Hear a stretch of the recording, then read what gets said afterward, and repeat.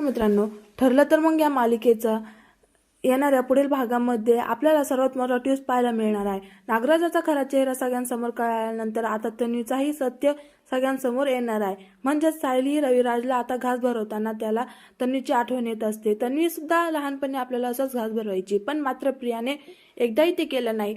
तर रविराज सुद्धा 22 वर्षापूर्वीचा सगळा भूतकाळ आता पुन्हा तपासू लागतोय. अर्जुन म्हणतो की सिनियर, या सगळ्या जुन्या फायलींची तू कशाची पडताळणी करतोयस? रविराज म्हणतो की अर्जुन, आता माझा कोणावर विश्वास राहिला नाही.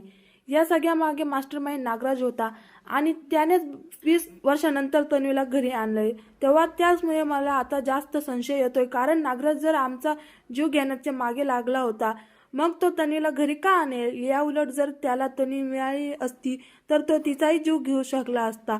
तर आता अर्जुनचे डोळे उघडतात. तो म्हणतो की सिनियर, तो अगदी बरोबर बोलतोयस. या मागे सुद्धा नागराजाचा प्लॅन आहे.